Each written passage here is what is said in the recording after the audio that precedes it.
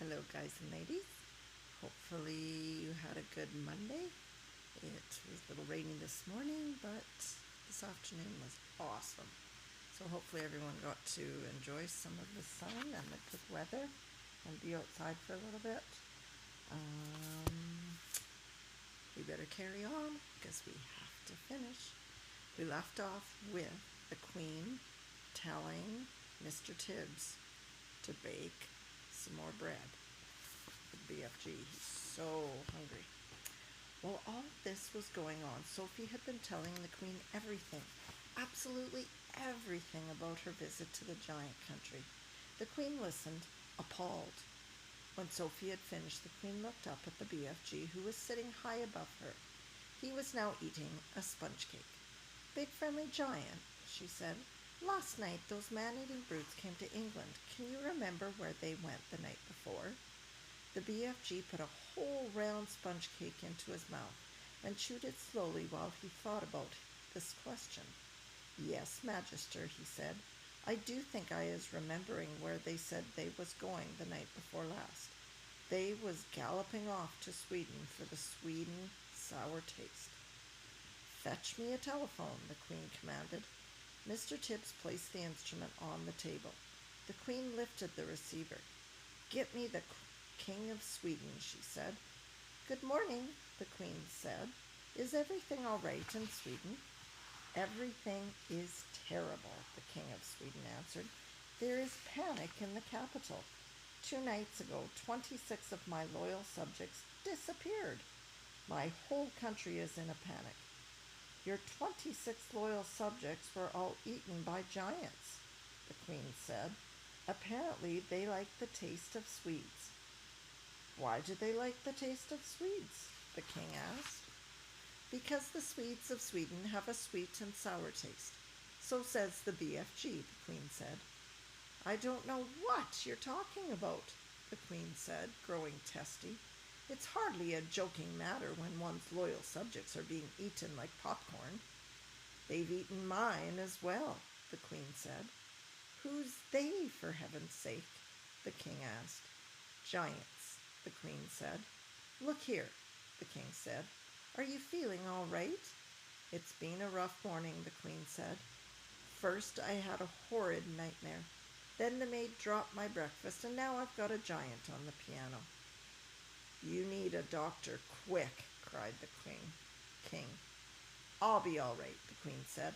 I must go now. Thanks for your help. She replaced the receiver. Your BFG is right, the Queen said to Sophie. Those 9 man-eating brutes did go to Sweden. It's horrible, Sophie said. Please stop them, Your Majesty. I'd like to make one more check before I call out the troops, the Queen said. Once more, she looked up at the BFG. He was eating donuts now, popping them into his mouth 10 at a time, like peas. Think hard, BFG, she said. Where did those horrid giants say they were galloping off to 3 nights ago? The BFG thought long and hard. Ho, ho, he cried at last. Yes, I is remembering. Where? Asked the Queen. One was off to Baghdad, the BFG said. As they is galloping past my cave, Flush Lump Eater is waving his arms and shouting at me. I is off to Baghdad, and I is going to Baghdad, and Mom and every one of their 10 children as well. Once more the Queen lifted the receiver. Get me the Lord Mayor of Baghdad, she said. If they don't have a Lord Mayor, get me the next best thing. In 5 seconds a voice was on the line.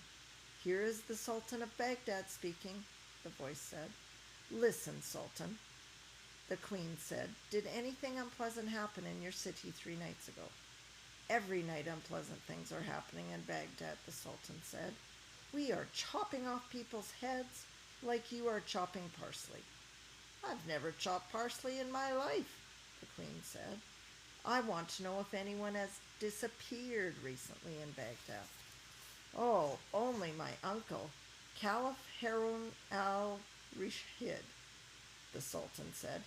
He disappeared from his bed 3 nights ago, together with his wife and 10 children. There you is, cried the BFG, whose wonderful ears enabled him to hear what the Sultan was saying to the Queen on the telephone. Flesh Lump Eater did that one. He went off to Baghdad to beg Dad and Mum and all the little kiddles. The Queen replaced the receiver. That proves it, she said, looking up at the BFG. Your story is apparently quite true. Summon the head of the army and the head of the Air Force immediately. Next chapter is called The Plan. The head of the army and the head of the Air Force stood at attention beside the Queen's breakfast table. Sophie was still in her seat, and the BFG was still high up on his crazy perch. It took the Queen only 5 minutes to explain the situation to the military men. I knew there was something like this going on, Your Majesty, the head of the army said. For the last 10 years, we have been getting reports from nearly every country in the world about people disappearing mysteriously in the night. We had one only the other day from Panama. For the Hattie taste, cried the BFG. And one from Wellington in New Zealand, said the head of the army. For the booty flavor, cried the BFG. What is he talking about? Said the head of the Air Force. Work it out for yourself, the Queen said. What time is it? 10 a.m.?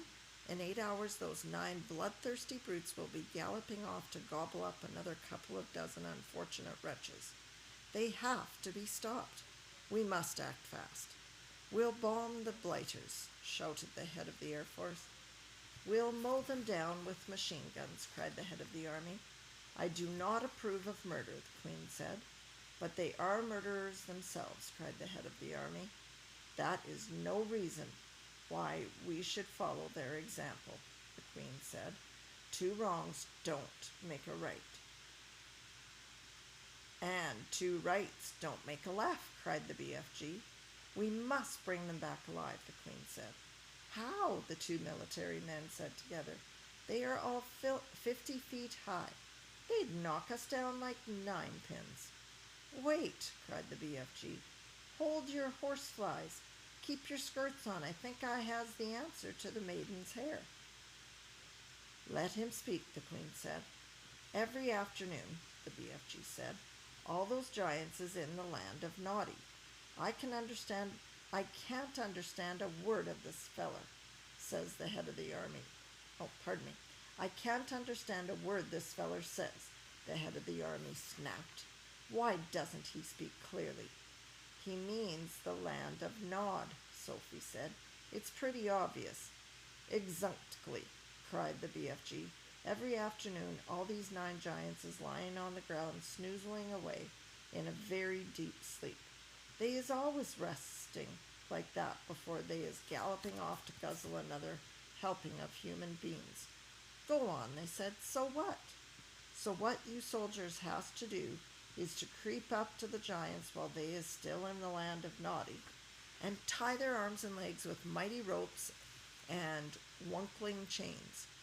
Brilliant, the Queen said.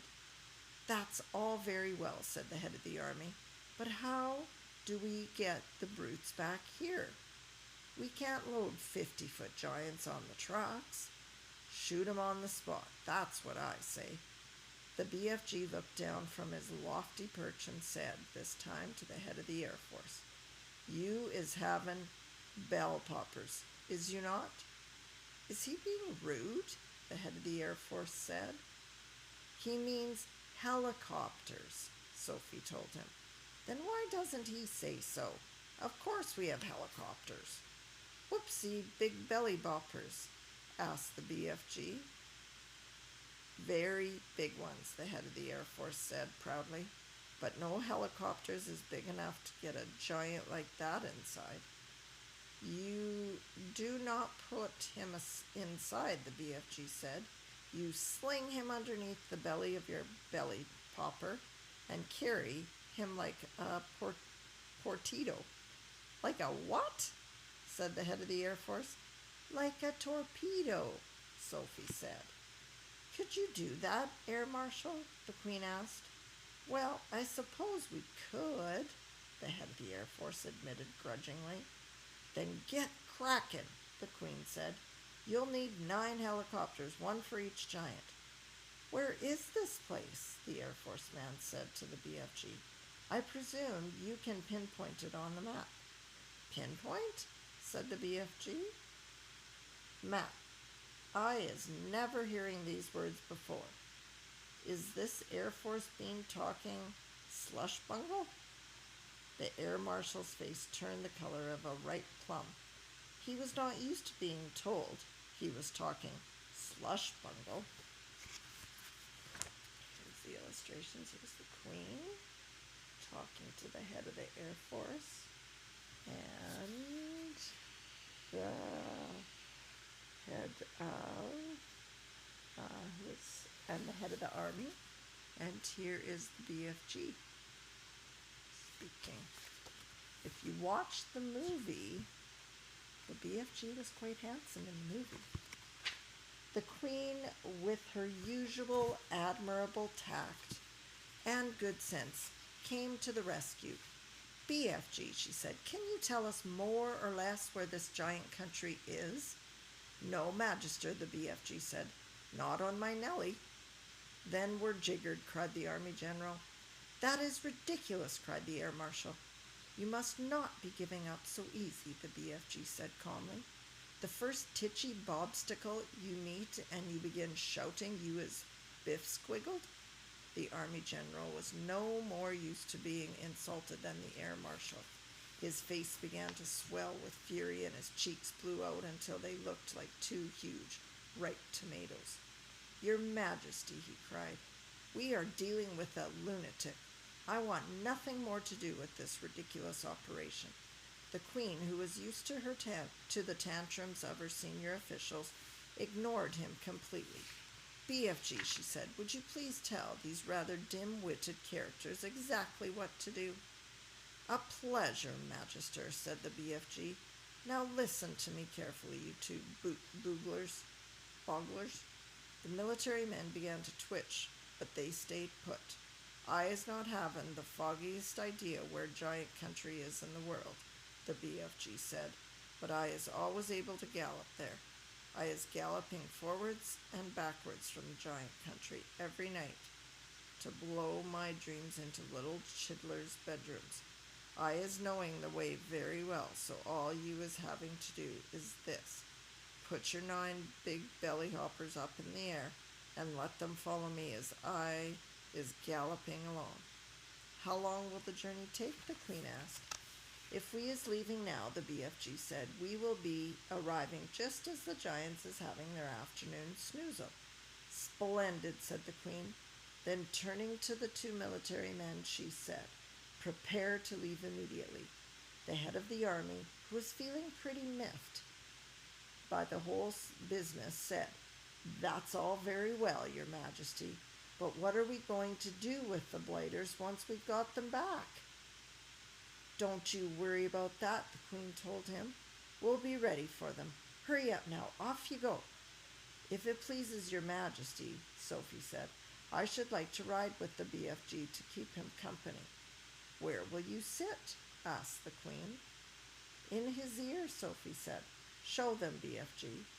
The BFG got down from his high chair. He picked Sophie up in his fingers. He swiveled his huge right ear until it was parallel with the ground. Then he placed Sophie gently inside it. The heads of the Army and the Air Force stood there goggling. The Queen smiled. You really are rather a wonderful giant, she said. Magister, the BFG said, I is wishing to ask a very special thing from you. What is it? The Queen asked.